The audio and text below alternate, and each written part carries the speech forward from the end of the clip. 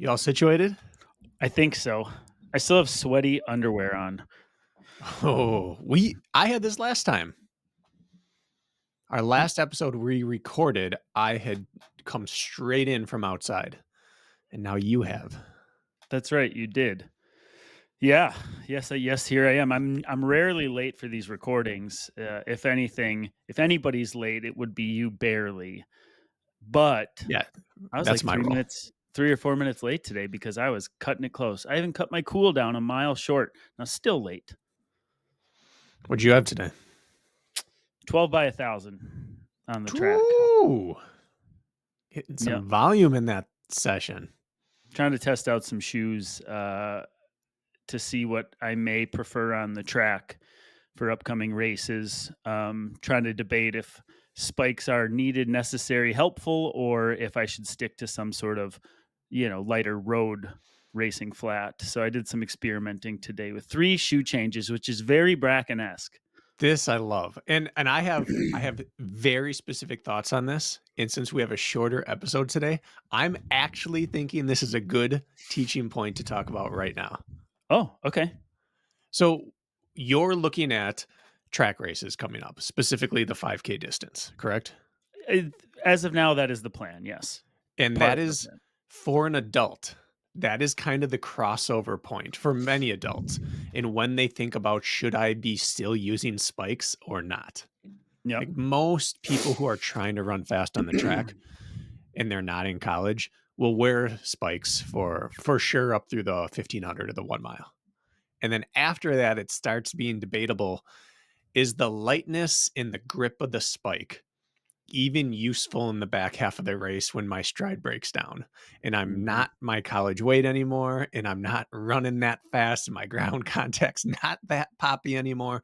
Are spikes worth it or not? So I think this is a really good place to start talking. Yes. And I'm trying to look up the name of the spike that I was trying because I don't want to mess it up. It's Hoka's higher end mid distance spike. Is it the Cello Uh, XLD2? yeah, I'm just trying to. I forget the exact after the cello what comes after that, but it doesn't matter. If it has more than 3 words, you know It's you're in world-class shoe territory. I don't want to spend too much time on this because we have to get to something much more important with you and then our topic of the day. But it was very interesting. So I did sets of four in one shoe, 4 in the next shoe, and then 4 in the last shoe. And I didn't pull out all the stops. I did the Endorphin Pro for the first 4 just to have like a baseline, right? Mhm. I feel like that's my Endorphin baseline Pro 3? 3. Okay. And then I went to the Vaporfly, and then I finished with the Spike. I hated the first rep every time I changed shoes because it almost required just a little bit different plant or stride. Yep. I felt clunky for the first rep in all shoes other than the Endorphin Pros. And so I was like, well, Endorphin Pros are better. And then I'd get into my second and third reps in the new shoe change and I'd find my groove, which is really interesting. But when you're microanalyzing, you're really splitting hairs with the plant, the push off. How do I feel the back half of the reps? Mhm. Anyways, the fastest shoe is absolutely the Spike. There isn't a question about it. Really? I didn't need to find out what happens in the final 2K of a 5K today in this workout. So I may need to do some longer sessions in it, which would almost be contradictory of what the Spike is for, but I Mhm. might need to learn. What Yeah. would be your approach? Well, I think it would start with like that exact thing. Run several reps in each. And it's interesting. This right here, what you just talked about, is the difference between old school shoes and new school. Old school shoes, you would throw them on, you'd start running a certain pace, and they would either work for that pace or they wouldn't. You'd feel sloppy or you'd feel poppy. You'd Mhm. feel like mushy or meh, or you'd feel like, oh, this shoe, like I can run fast in this shoe. And new school shoes with plates and foams and all that, almost all of them will work for everything, but you have to figure out how to run in that shoe so that you can use it for that pace. And some of those forms you're going to like using and some of them you won't. And it's a weird concept, but every one of those shoes you could run a good 5K in. But which Mhm. one do you like running that pace in? It's a weird concept these days. The thing that Changing your form for the shoe. the thing that perplexes me about track spikes a little more in particular is anybody who runs, let's say, slow, and we'll keep it subjective, whatever slow is. I felt like that spike didn't start working for me until I got under like 505 pace. Mhm. And then like it almost fought me if I ran slower. And once I started breaching roughly the 5-minute pace, it started to be like, oh, now I feel like it's doing what it should. Whereas the Saucony Endorphin Pro, I could click at 520 pace and it felt very efficient. At 520 pace, that spike almost felt like I was getting the braking effect. Yep. And so I always wonder, like, if you're a 20-minute 5Ker, like, is there even a place for you to wear a track spike, or is that just pushing back against you because they want you on your forefoot? Yeah. And for me, I needed to run fast to feel like the shoe did what I wanted it to. So it's like very interesting to like try to navigate that with the track spike versus a road flat. It is. So I like the fact that you Mhm. tested multiple shoes. I like the fact that you did multiple reps. You have to do several reps in each shoe before you really know.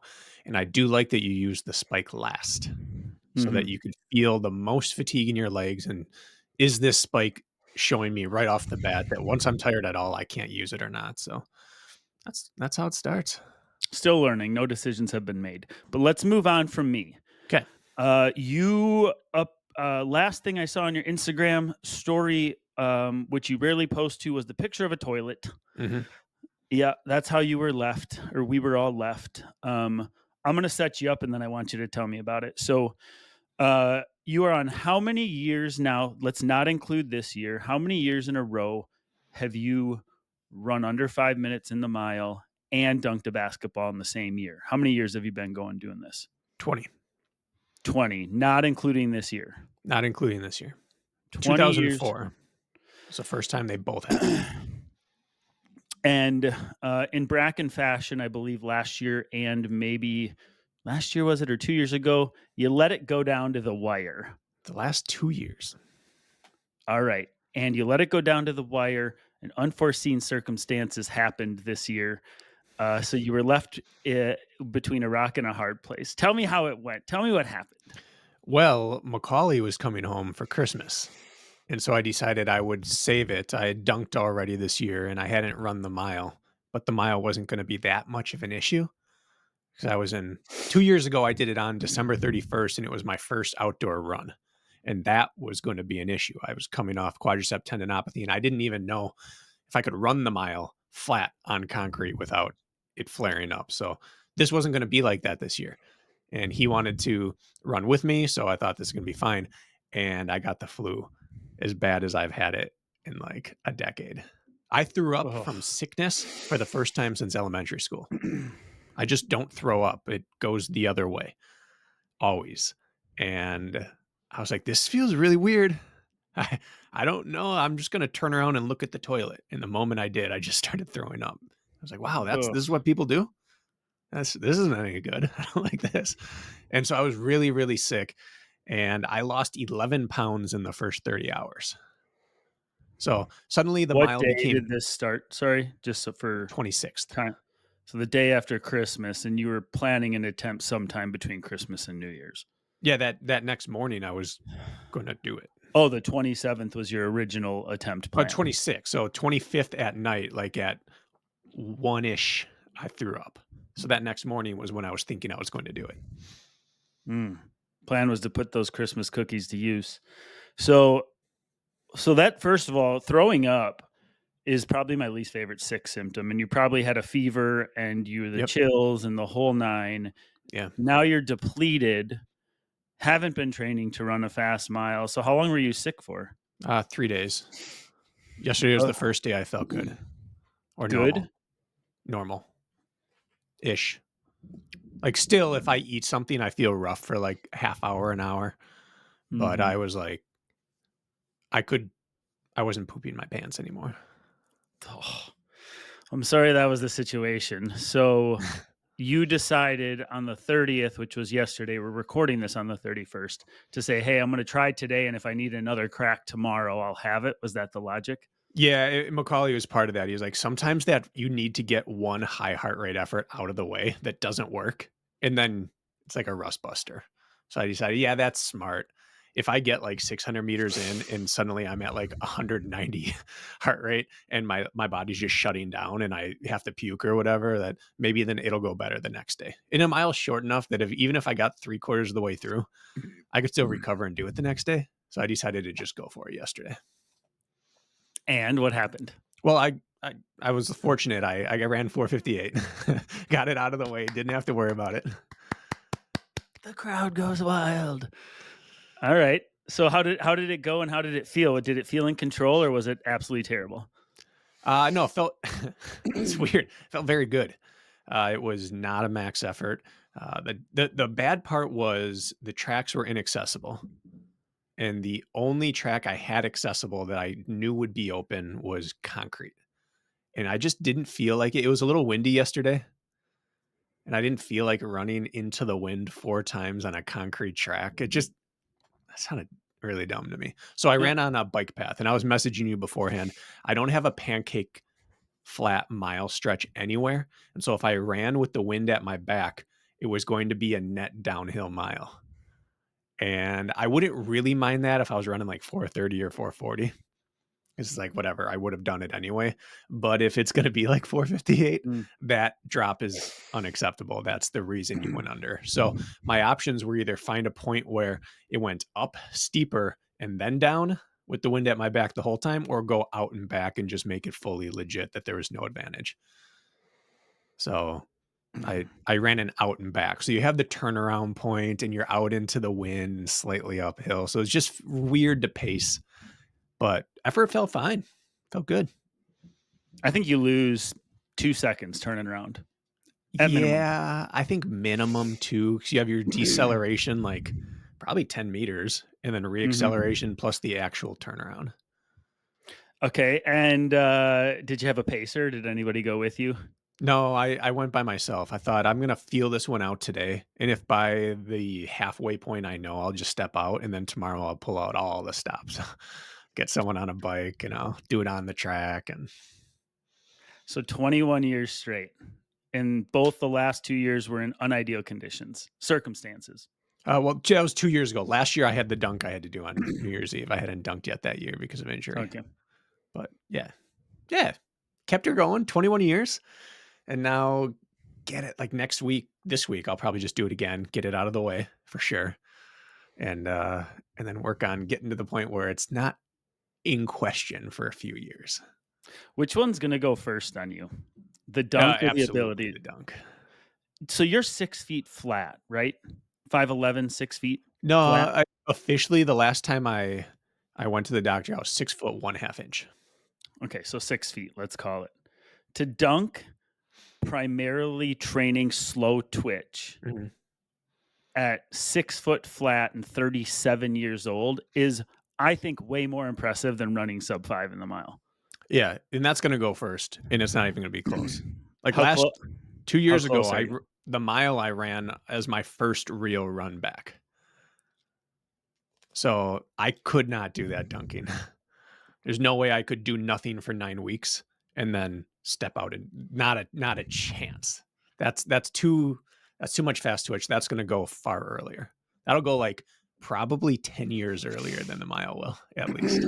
Are you pretty close to uh, missing that already? Yeah, last year's was difficult. Last year And it the, took me 2 days. and a dunk sort of gets a little subjective, a little bit, right, with how clean it is. Depending, is there any sort of subjectivity? Yeah, it's gotta be clean, at least What for define now. what defines a clean dunk? Like really, It can't be one of those where it rattles around. It's gotta go from my hand it's down got to through. be a direct Yeah, wham. All right. yeah. Well, congratulations on 21 years, man. That's awesome. What shoe did Thank you you. pick? I ran in the Mizuno Rebellion Pro. I hadn't run outdoor in it ever, and since yesterday was a test run, I wanted to see how it felt. I've never run faster than probably 10K pace in that shoe. I wanted to see what it felt like turning over. I have my first Rebellion Pro coming in the mail. Do you? It's on back order. It's supposed to be available as of January The 1st, new one tomorrow. then you're getting. Yep, the 3. Okay, because the 2 went on sale and I almost bought it for you for Christmas. Thankfully you did not. I got the Whew. and this is actually for people listening, this is bothering me. And I have one more question for you, and then let's get to our episode because we'll probably have about 40 minutes to chat out our topic today, which I think we could chat it out in 15 if we had to. Yeah. Is I had an athlete send me a $50 Running Warehouse gift card, and it doesn't say who it's from. It says, thanks Mhm. for being a great coach or whatever, and no tag on the bottom, no signature as to who it is. So I took the $50 and put it towards these Rebellion Pros or Wave Rebellion, but I don't know who it's from. So could you please tell me who sent me that? Because I want to say thank you, but I don't know who it is. And then the other thing is, did you really tell your son that that was Matt B. Davis on the phone yesterday? No, no, I didn't. Does your son really think less of me? Because it kind of bothered me. No, no. Brep. He would have like a year ago. He's such a rule follower, and he's very offended by people not following his set of principles. But you spend a year at in the motorsports world, and you get desensitized to a lot of things real quickly. Okay. I pulled up Instagram yesterday, folks, and I saw Brakken had a story, which he never has a story or anything. So I literally stopped in my tracks and I was like, I got to see what this is about.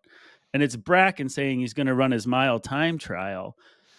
And so right away, as any friend should do, I sent him an audio message saying, you SOB, pretty excitedly, you're going to run a mile time trial. Heck yeah, man, go get it done. I sent an audio message. And I said SOB. I really said that, the full words with excitement. And you played it in the car with Braden right On next the to you. couch. Yeah. Oh, on the couch. As I pulled it up, I was like, I'm 99% sure Kirk's gonna fire off with something here, but he probably won't. And then right away, Braden goes, "Whoa!" Swore in front of Braden, and all you sent back to me was Braden thinks less of you now. Which my heart just hurt. And then you lied to me and said, it's okay. I told him that was Matt B. Davis. And then I thought, oh, he covered my tracks, but you really didn't. I would have if he would have been disappointed. I would have thrown Matt under the bus for you. I'm sorry, Braden. I don't think Braden listens, but sorry, buddy. I'll play your apology to him. Okay, I'm gonna have you intro our topic real quick. I need to go. Okay. I'm freezing right now. I need to go get like a hot cup of water or something. Hot Something cup to of warm. water. I don't have time to make coffee. You intro it. I'll be back in time to chime in. Okay. I will. Okay. Go nuts. Kirk's getting sick. He before this was saying he's starting to get the chills, and this is what does it. You're right on the edge. You go and run 12 by 1,000, which at that volume is a threshold workout or sub-threshold. And we heard what he said.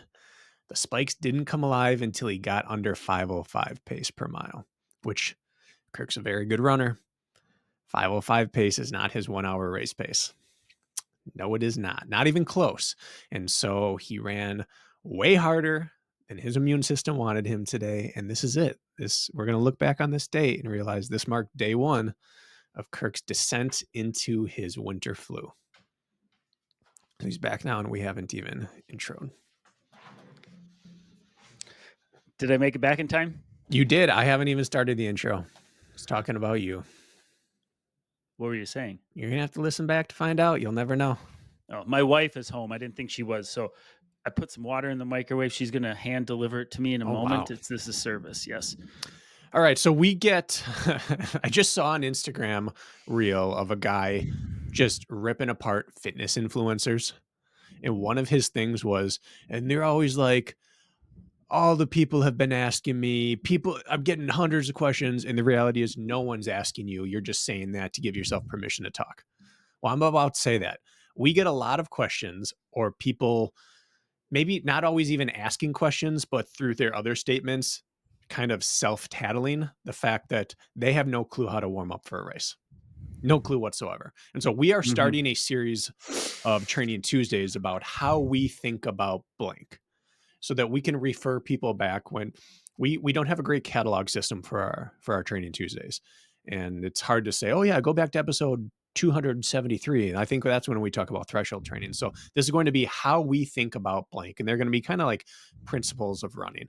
And we're starting with the most basic, how we think about warm-ups, from everything from easy days all the way up to race day. So that if you're ever unsure in the future and you're sitting there thinking I have a big whatever coming up tomorrow or this morning, what should I really be doing for a warm up? You can just go back to how we think about warm ups, and that can inform you how you should maybe implement. Doesn't mean this is how people warm up across the board or this is best practice. This is just how we think about these topics. Our opinion on a very concise topic. Correct. That's it. In the beginning, my waitress is here. Oh, Thank you, honey. hello, Jess. She can't hear you. I didn't know if your headphones would blast it. No. She's very, very quick and efficient. Very quick. Yeah, it's just warm water. In the beginning of the running public, almost 5 years ago, we started out our training Tuesdays almost like this. Like we started to build a catalog of topics that you were able to refer back to. I would say if you go back, we start to really pick them off one by one. And we haven't really done that. Like a lot of times we get more, I don't know, theory or fringe or not subjective in nature, but more open for interpretation type conversations on training Tuesdays. And I think the idea of cataloging topics specifically, again, and I mean, I don't know about you, Brakken, but the way I view things has morphed notably in 5 years. Yeah.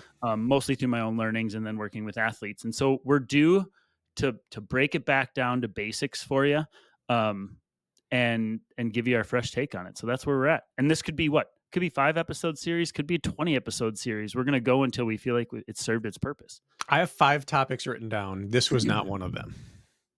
So we're staring down the barrel of at least 6. And if we know anything about ourselves, it's going to take longer than that. And when you talk about influencers saying everybody's been asking, about this or that, tell me how long I've been not begging, but asking you to do this topic because I'm sick of hearing this question. Months. So this is really a gift to me to talk about the warm up. Wow. So thank you. Merry New Year's, Kirk. Happy New Year's. All right. So you said we've evolved a lot. I'm to the point, and this is always a dangerous place to be, where you think you just have some things figured out. Mm-hmm. Like I have some things figured out as a running coach and as a runner. Not a lot of things, but some. And I feel like I have figured out a good working definition of what a warm-up should be. Or what it, at least maybe not a definition, but what its purpose is. Okay? The floor is yours. A warm-up, in my opinion, is nothing more than to prepare you for what you're about to do. That's it. It should prepare you for what you're about to do. If you look online at a lot of people's warm-ups, they take too much oftentimes of their workout skill and address it during the warm-up. I think CrossFit became a big reason this started happening. All these buy-ins, all these cash in, cash outs, all these things that they put a lot of skill work early. In terms of being a runner, I think all you're supposed to be doing is taking your body through the range of motion and pace and intensity required to appropriately execute the thing you're about to do. It's as simple as that. Could not agree more. So, with that in mind, I could echo the exact same thing if you asked me for my take on the warm up or my elevator pitch, but that would be exactly what I would say. So, to give a quick concrete example out of the gates, let's say you are preparing for a 5K road race, and your goal is to run 7-minute pace for that 5K road race. Does going out and running recovery effort 9-minute miles prepare you to go run 7-minute pace for your 5K? Yes, only in the way that pushing on the power button on your computer prepares you to write an essay. Like it's step 1, but it cannot be the only step. Okay. Oh, can you elaborate on that actually? That was a good analogy. Like you have to turn the machine on, right? It's got to warm up. It's got to fire up. Got to power up. That's what that 9-minute pace jog before a 7-minute pace 5K is. Get the system turned on, get the electricity circulating, get the fans blowing, get the internet connected. You've done all that. But this is going to be an analogy that's probably going to end right here. There's not a next step of the computing analogy that I'm going to be able to draw upon because I didn't prepare this. Mhm. But that's, yeah, you should jog a little bit. Absolutely. But that cannot be it. I just want to rip the Band-Aid off. Are you fine with that? Yeah. Ripper. I think people don't work hard enough in their warm up. I think people don't access even the correct system that's about to be used in the race or workout they have approaching. I think most people don't go through the range of motion in which a powerful, open, let's say race type stride, depending on the distance, accesses and asks. We don't go through the muscle recruitment. We don't go through the respiration rate that we will about to be facing in our race. The gun goes off. It is a systems shock. Happy to use that. And we Mhm. aren't able to get right to work because our body isn't ready for the work that's coming our way. I think the majority of runners are not warmed up enough properly for what they're about to race, or this applies for quality sessions, workout sessions as well. And you leave things, time, performance on the table because you're not properly warmed up. Jogging back and forth to the porta potty is not going to cut it. Your plan to run 7-minute pace for your 5K and you don't even get close to touching that pace in your warm up, not going to cut it. Barely breaking a sweat or being too afraid to waste energy before your race is actually the exact opposite way to think about it, unless you're extremely deconditioned. Nothing is going to take away from your race other than doing too little beforehand. I firmly stand on that rock. So Yes. there's my Band-Aid. Took a little hair with it too. So I have 3 components to my warm up before a race. I think we'll Okay. start at race and then we can work backwards towards just an easy run or recovery day. That is some sort of easy running. Like you talked about that 9-minute pace jog or whatever a jog is for you, some sort of jog to wake the system up and get moving a little bit. I have some sort of dynamic exercise routine, plyometric work, dynamic range of motion exercises, tucking high knees, butt kicks, some sort of taking my body through range of motion and engaging muscles in a easy to increasingly more dynamic, intense range of effort, and then fast paced running of some sort, building up to faster than race pace. Those are the 3 components I have. And so, like, the classic easy split of this is go run for 10 minutes, go do 5 minutes of dynamic, run easy for 10 minutes, 5 minutes of dynamic drills, 5 to 10 minutes of that, and then 5 acceleration starting at slower than race pace and building up to faster than race pace. That's like the poor man's easy, just apply it and go warm up. Of all those 3 pieces, the first one I give up when I don't have time is the easy jog. Mhm. It's the least important piece and it's the most common only piece done before a race. Why don't we break those down? So all 3 components are what I include, sometimes in a little different order than what you just described, but it Yep. always starts with the I'm gonna call it like recovery pace type running to start, and then I sort of build as I go. But why don't we break down the why of each? And then I think what we do, we break down the why, what we're trying to accomplish, Mhm. um, and then let's actually walk through your exact warm up. I'll walk through my exact warm up. And let's call this for any race between a mile and a marathon, because this is the same rough version I would use with varying degrees of length or intensity. Is that Okay. fair? Is that too broad, do you think? No, I A think it's great. 5K to a marathon? So, first thing, I think all warm ups should start, if you have the time, with you're going to put your shoes on, you're going to start jogging slash running. When I say jogging slash running, I mean, what would you go at your door and start running a recovery run at? Is Mhm. how I look at it. Is that how you look at it? Zone 1, I'm gonna be in zone 2 by the end of it.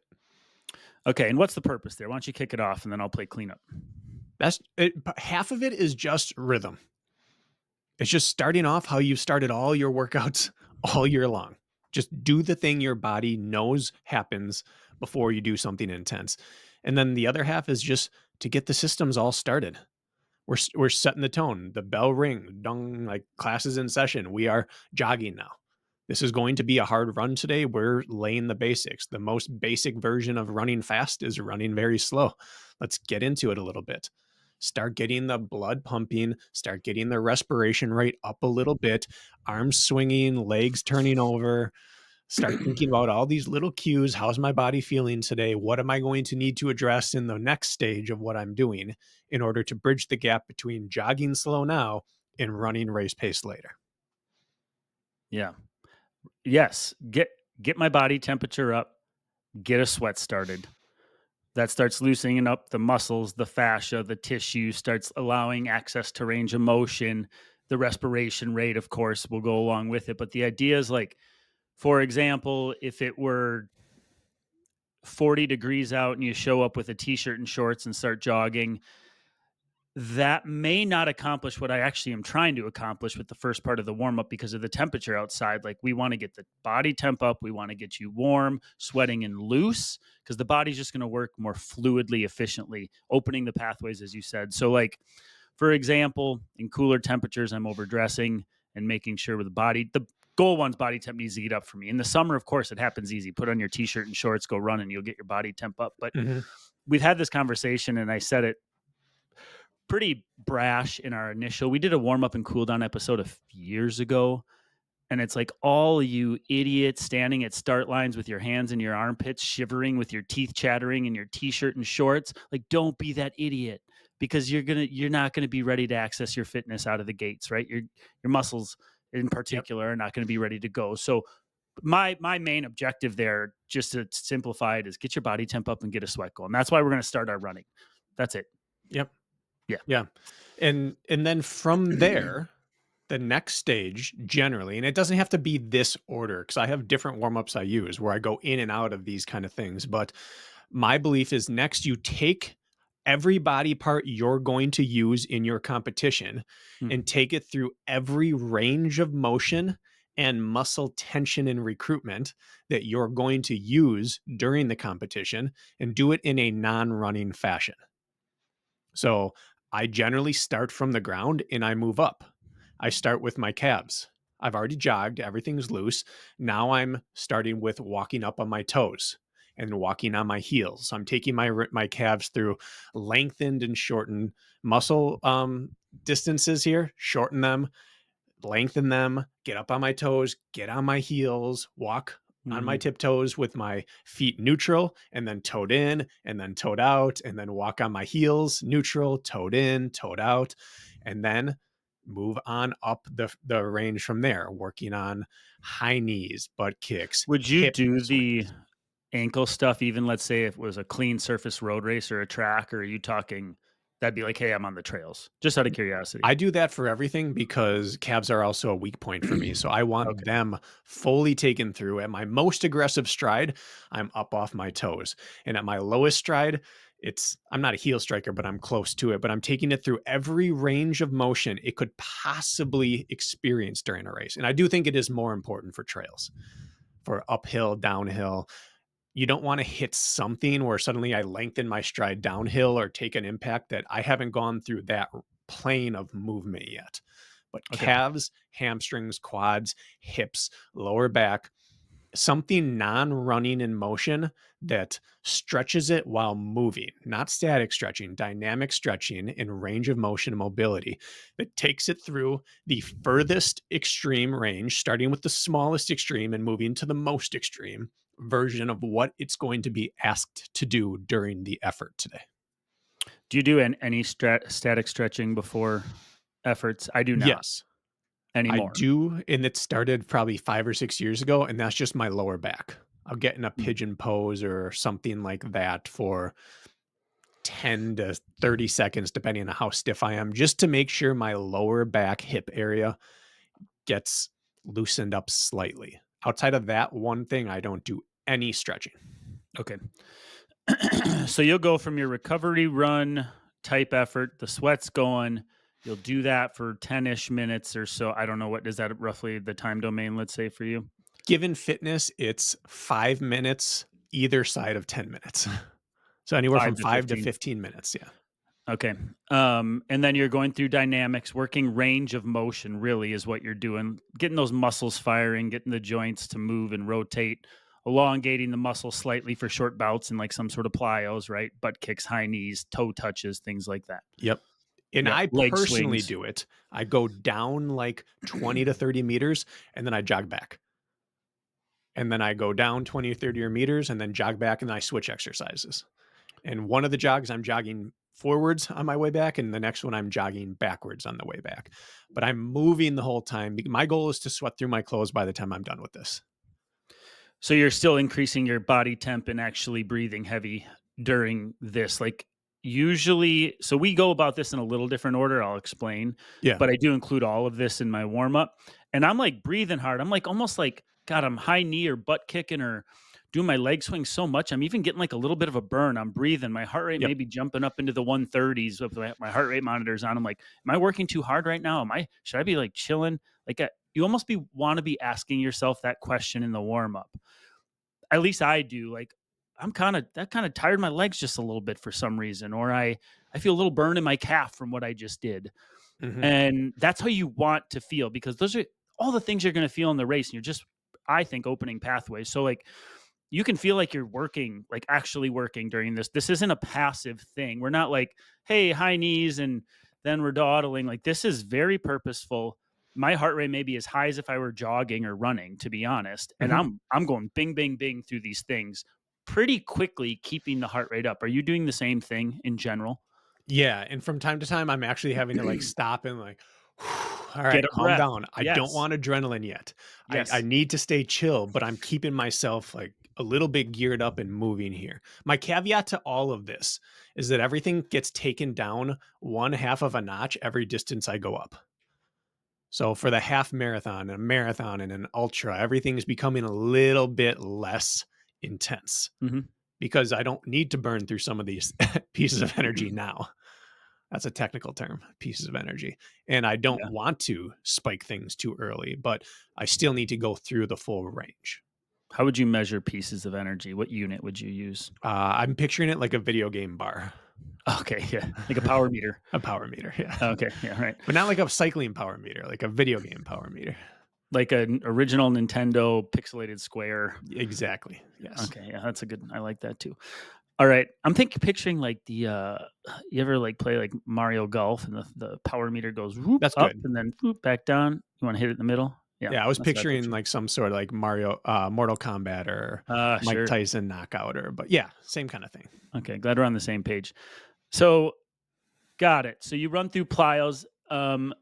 And then at this point, I'm guessing you're going to start doing some pickups and start opening the stride up and start showing off as some. You hear novices or like begin runners who haven't done this. Like, why is he showing? He's just showing off. Like he's trying to like. Yeah. You ever hear that? Like somebody's doing strides at the beginning, and people who are not as familiar with the space is like, why are they doing that? They're just like, is this Hmm. like showboating? Like, well, maybe I guess that could be part of it, but it's serving an athletic purpose. So then you're going to get into what your strides and pickups. Talk to me through that. Yeah, and so I do accelerations or pickups where I start with a jog and I accelerate up into whatever pace I'm going to hit on that. And I generally start with one or two that build me up to just at the bottom of the race pace I'm going to use, one or two at race pace, and then one, maybe two that takes me past race pace. And again, that's the structure of this changes depending on the race I'm going to use. If I'm running a mile, an 800, a 5K, more of them are going to happen at or faster than race pace. If I'm doing an ultra, almost all of them happen Right. faster than race pace, I suppose. If I'm doing like a 10K, something like that, most of them are going to build up to at that. And that's what I do. And then when I'm in shape, I like to do what people would call a steady state. I like to go run like 2 or 3 minutes for a longer race. And if it's like at race pace, Mm-hmm. like 2 minutes at race pace for like 10K or longer, or just like right at threshold. And if it's a mile, I'll run like a full 60 seconds at mile pace or slightly faster and get the first like hint of I have lactate in my legs. I feel that I've tipped over, I am fully anaerobic and I've started to accumulate a little bit. And then I stop and I'm like at least 10 minutes away from race time right now. And now I let that all shuttle out. All of that needs to dissipate and go away. And that actually makes the next time you enter that state be a little less dramatic and a little less like shock to your face when you feel that. The old face shock avoidance. Yeah, I was gonna say system shock, but I'm starting to get a little bit more diversified in how I talk about non-specific terms. Um, as I've gotten older, I've realized that steady state, doing a period of real work, is so much more important for me to Mhm, not be shocked when the gun goes off. The whole reason for the pickups, the strides, all of that is that when the race begins, it doesn't catch you off guard. It feels actually a little more comfortable than what you previously did in your warm up. And that just perceived effort is invaluable in a race. What does it do? It allows you to run relaxed instead of fighting for it after the gun goes off. And that is more powerful than anything, right? I can relax into race pace versus fight for it because I fought for it in my warm up and I opened the door. And now there it is accessible to me. So I agree with that. The whole steady state thing is something I'm just starting to play around with in the warm up itself. mhm. I don't know. I just want to make sure we get our points across here because we only have about 9 minutes according to your I can timeline. go a little longer. We need to You get can. this all in. Okay. Well, let me start with just let me walking through exactly what I do. Okay. You can play cleanup on what you do. But all of the goal here is for me to have all my systems ready. My body is loose and ready. I've done real work so that when the real work starts in the race, it's not unfamiliar to me. How many of you go out and do interval sessions, like in particular early in the morning? And your first couple reps are sacrificial. You're like, God, that first rep felt bad and it was slow. Second one, maybe a little quicker, still not feeling great. And then you get into the middle of the workout and it's finally available to you. You need to look at your racing or your quality sessions the same way. Bust through the rust in the warm up so that when the race happens, I'm fully ready to take advantage of my fitness. I mean, in an extreme example, like if you were to roll out of bed and go run a 5K within 5 minutes of waking up, do you think you'd have a chance at running your best? No. Well, we have scaled versions of that if you're not properly warmed up beforehand. So it's just so Mhm. vitally important. So without getting long winded, I will I really don't look at my heart rate monitor, although I wear it during my warm ups, and I get right to recovery effort type running. For me, I run roughly, so let's call it just for perspective, running 7 minute pace, maybe ish, out of the gates, 7:30. I'm overdressed. No matter what, I will choose more clothes than less, and I am just running by feel for that first mile, just letting it happen. Starting to work slightly, maybe a little more than recovery effort, but not much. After I get through about a mile of that, I start to just let my pace pick up even ever so slightly, where I might even be a little gray zone running, which is totally fine in my eyes. And when I hit about minute 7 or 8, I start throwing in 45 to minute long surges where I'm roughly aiming to run race pace. And I will press the gas for a minute, back off for a minute, press the gas for maybe 30 seconds on the next one, but faster than race pace, back off, and then press it again. But I'm probably working for 2 to 3 minutes in that warm up, somewhere the back half. And I will go for a total of 12 to 15 minutes of warming up. And that back 5 minutes includes a bunch of pressing on the gas, aiming to get to or faster than the work that's about to be done eventually, at least touch the work that's going to be done. Um, from there, I actually cut it and then I do all the dynamics you and I talked about. I will hit my plyos, high knees, butt kicks, leg swings, some hurdler drills, toe touches, sort of some sort of glute, like stand pulling the knee in towards your.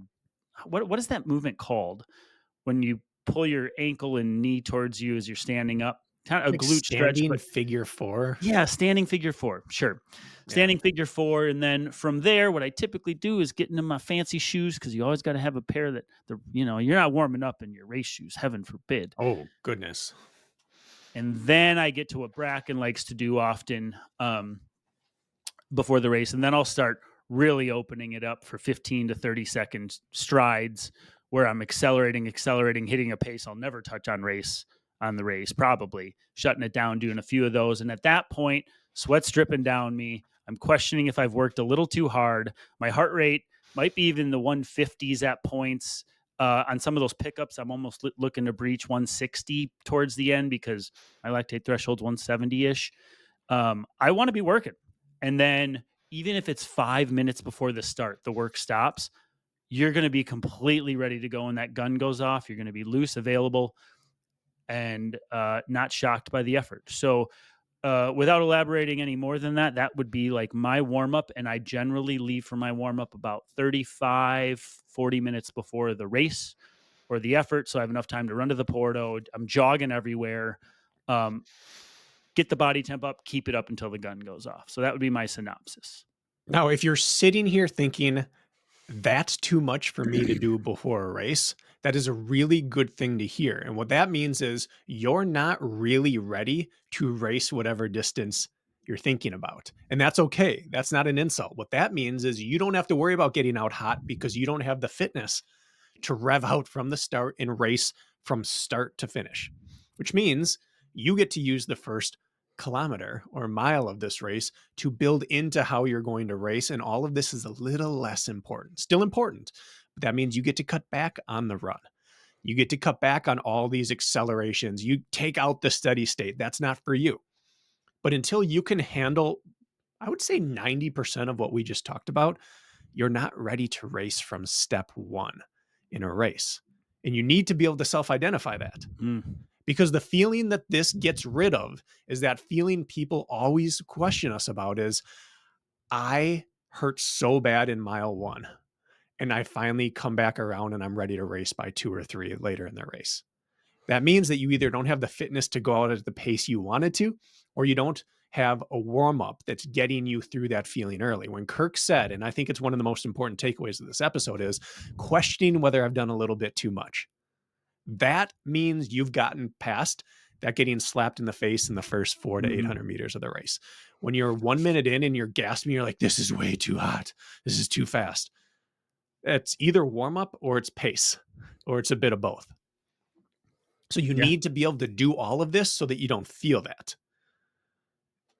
Or you need to pace less aggressively. You have to pick one or the other. You need the full warm up or you need to go out slower. You can't have both, right? You can't not warm up and go out fast. I think we're speaking to the people who are circling the waters of trying to thread the needle on a good performance. Yep. More than anything. I wouldn't even call this threading the needle. I would just saying getting the most out of your fitness. Sure. Those who are really invested in running their best when they toe the start line every time. As I think Kirk it's would very say, important. those who give a damn. I'd use a different 4-letter word, but yes, I agree with you. If you're questioning if you can, I don't mean this in any other way than what it is. If you don't know if you can even run a 5K without having to stop and walk, this all goes out the window.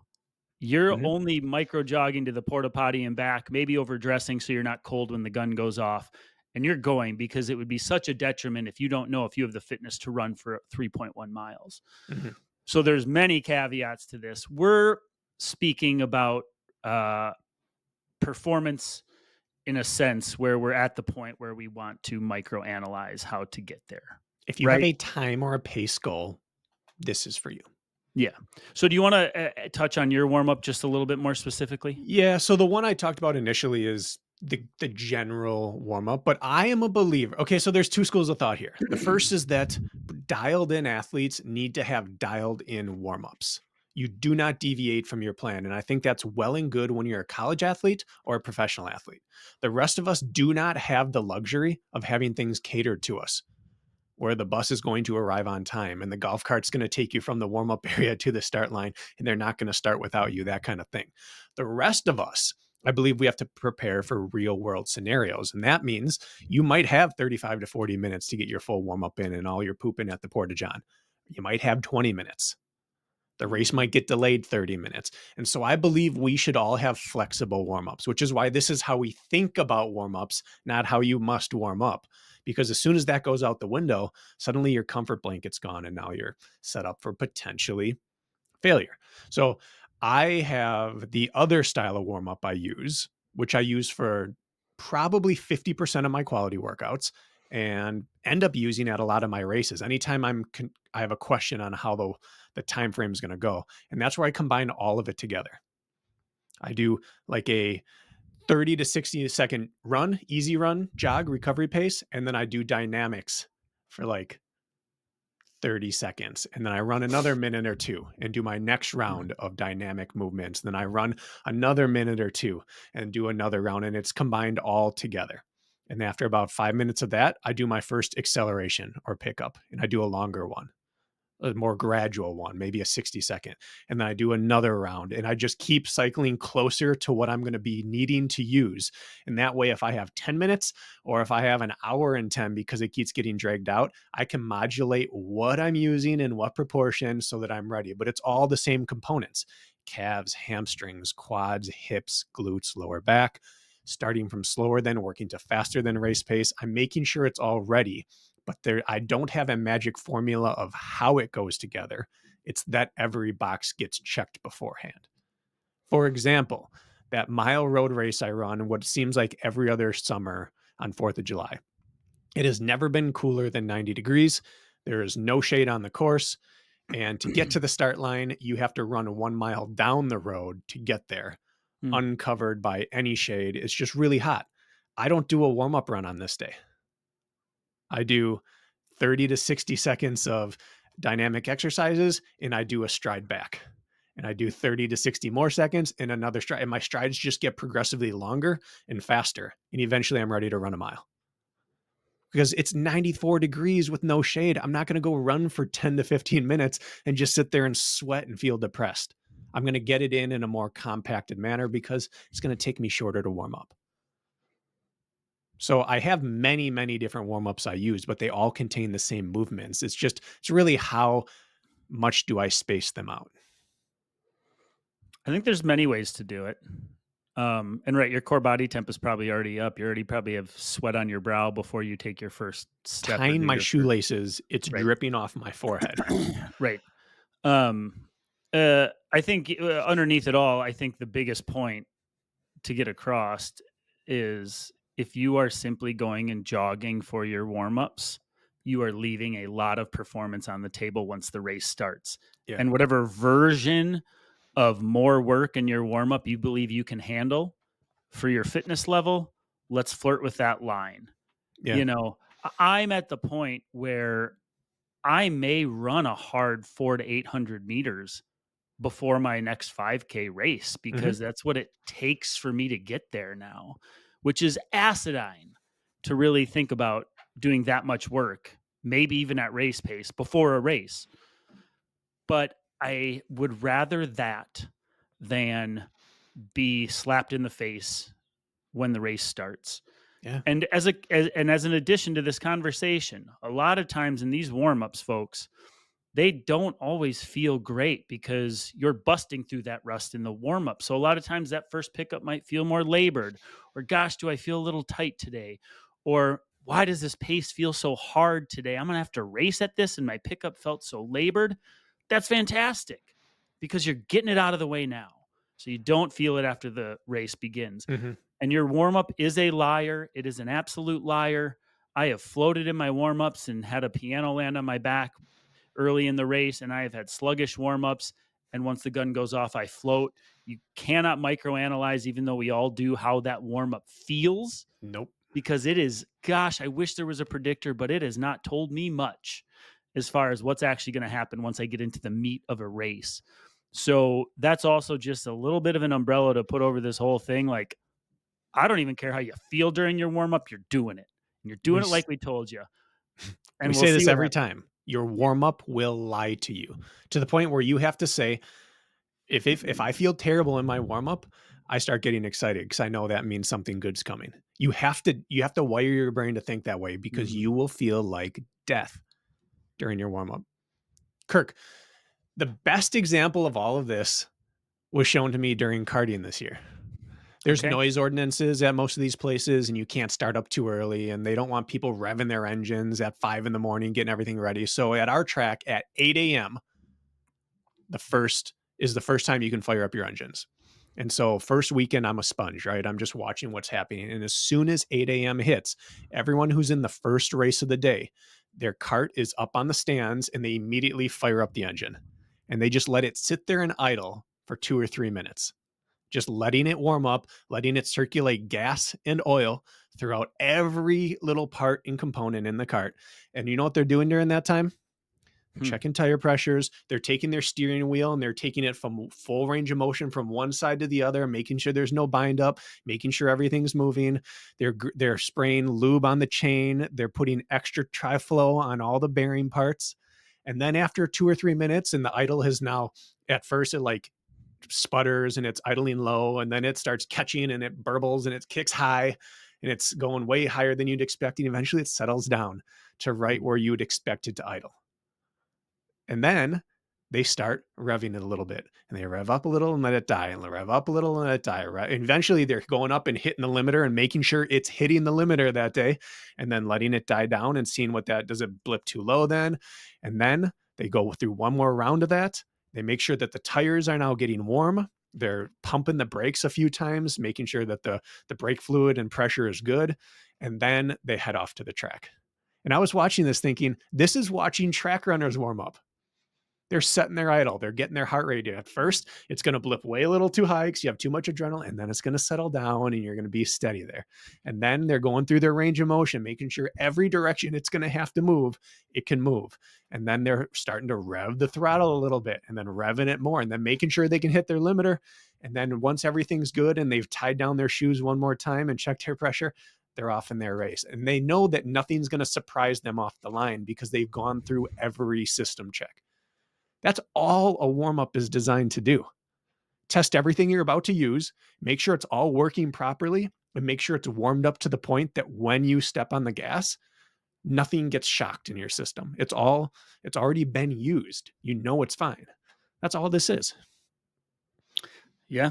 If race car drivers care about their performance enough to warm up their cars, can you possibly care about your run performance enough to thoroughly get your body ready for what's coming? I Yeah. don't think it could be analyzed any better than that. And you need to go. And I think that's a perfect point to end.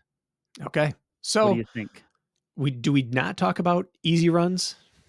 This is just quality session race day today. Yeah, that's it. All right. That's all you're getting. The most Concise. important stuff. Warming up for quality sessions and race day. That's where you're getting today. And we got lots of other concise topics. We could stretch this series out forever, Bracken. We'll save that one. Till next time.